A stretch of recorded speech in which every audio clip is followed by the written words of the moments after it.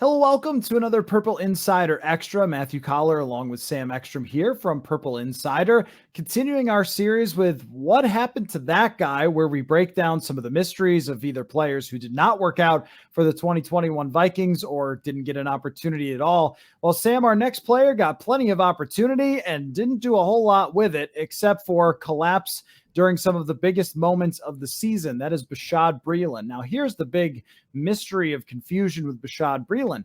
He had a long career before this. He had a Super Bowl ring with the Kansas City Chiefs, and his numbers, aside from some penalties in the past, had been relatively solid in the NFL. Even though he was a journeyman, he had been a decent player, and when they signed him, it appeared, well, they're solidifying their depth. And instead, he was the starter from day one over Cam Dantzler, which I think surprised us a little bit. And then as the season went along, even from week one, Bashaud Breeland became the guy that opponents would pick on, and it ultimately ended with Breeland being cut before the end of the season following a fight in practice. I mean, this goes down as one of the Vikings' worst all-time signings. Yeah, I mean, the only consolation is you didn't pay him that much, but he was cut after week 14. And still, he gave up the most yards of his career, the most touchdowns of his career, the highest passer rating when targeted of his career, the most receptions of his career. I mean, week one was the precursor where you watched him get torched a couple times. Huge reason they lost that Cincinnati game. Huge reason why they lost the Arizona game. And he was culpable for so many breakdowns, and teams picked on him. They knew to throw to Breeland's side of the field. And the Vikings, for whatever reason, never went to Cameron Dantzler until they cut Breeland. But they always kept Dantzler at arm's length. They started Breeland and even defended him as he was tweeting very inappropriate things about the fans and insulting reporters during press conferences. And yet, after defending him, they ended up cutting him following a very strange practice altercation. One of the more bizarre tenures of any Viking signee that I can remember. And I think that one of Mike Zimmer's lowest moments of his entire time as a head coach was standing at the podium defending Bashaud Breeland's tweet. It was completely unprofessional conduct from Zimmer, but maybe a window into how things had been done over the last couple of years with Zimmer. But surprising even more is, considering how bad Breeland was playing, that Zimmer didn't take him out of the game for Cam Dantzler more often. There were some times where Breeland got dinged up, where it was Xavier Rhodes style of getting banged up almost every game where he had to come out. And maybe that was part of his downfall, is that he was just not as healthy as he had been in the past. But if that was the case, then why wasn't Cam Dantzler getting more opportunity? And Dantzler is not perfect. He went a little too deep in the end zone on the final drive against the Detroit Lions, and also got mossed at the end of the Dallas game by Amari Cooper. So it was a tough season at times, but statistically, Cam Dantzler was much, much, much better than Bashaud Breeland. And yet it seemed like just peak Mike Zimmer stubbornness, Sam, to stay with Breeland week after week after week and allow that to happen. Yeah. And again, Mike Zimmer sort of has this bent where he favors veterans over young players. And Cam Dantzler, sure, had a rough rookie year, end of games especially. That continued a little bit into year two.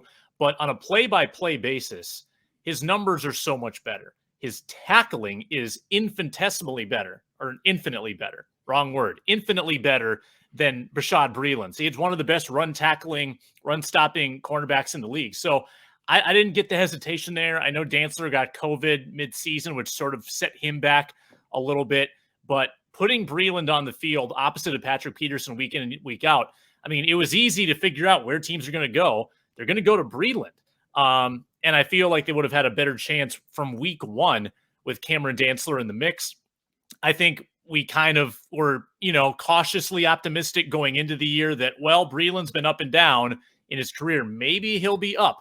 But then, you read more into it and you realize, well, in Kansas City, learning a new system, he was pretty bad in his first year there.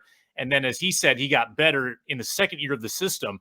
Well, he's learning a new system in Minnesota, and he didn't seem very comfortable at all at any point. And then clearly the team realized this, and they were willing to cut ties. Well, that was going to be my next question is how much do we put on Bashaud Breeland and how much do we put on what he was asked to do, which is to just be a starting corner, play every play as a guy who did not get to participate in OTAs or minicamp. I believe he had a shoulder injury when he got here. So he was already starting behind the eight ball. And as soon as he was ready to go in camp, which if I recall, at least the first day or a couple days, he wasn't ready to practice yet. And then he's in there and it's every play. And Bashaud Breeland, you've got that entire role.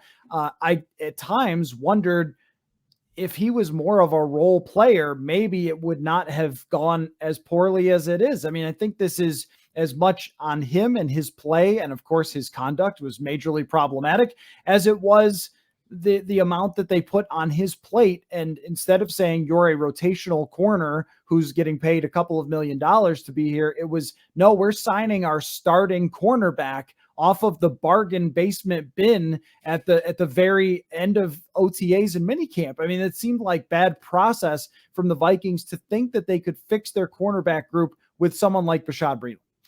Yeah, I mean, I think good idea to add depth, bad idea to make that person your 800 snap guy for that season.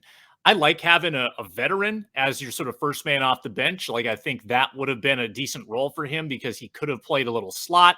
He could have played outside, and he could have come in when Dantzler inevitably got banged up for a game or two here and there. And especially when Dantzler is a big investment. He was a starter as a rookie. He's a third-round pick. You want to get something out of that draft because you already lost Gladney. Why not prioritize Dantzler's development if all things are equal? And things weren't even equal. Dantzler was better. And even if you made that mistake early in the year, they didn't correct it. So I think Breeland should have been first off the bench. Clearly, Breeland felt like he deserved to be a starter, though. Remember, he had the tweets before he was signed where he was sort of ruining the fact that teams didn't appreciate him. Like he wanted to be the guy.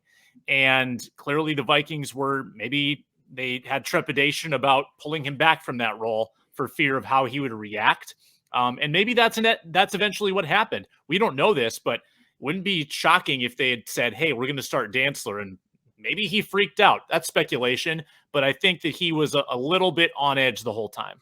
He certainly seemed, when we spoke with him, to have quite the edge to his personality. And I'm not sure how well that really fit with a team of more reserved type of players. And I guess maybe in the post-Zimmer era, we'll see more personality from some of these guys. I'm not sure, but his personality was quite a bit different from the rest of the people that were in that group, especially Patrick Peterson, who's the ultimate professional and that kind of thing. Breeland didn't act that way, but we should wish him well with his music career because he is also, I guess, a singer type of rapper thing. So maybe that'll work out for him later, since it did not work out here. Although I believe that he still ended up on the practice squad of Arizona. So if Bashaud Breeland were to somehow get in a playoff game and make a play, maybe by the time you're watching this, Arizona's not. He could win another ring.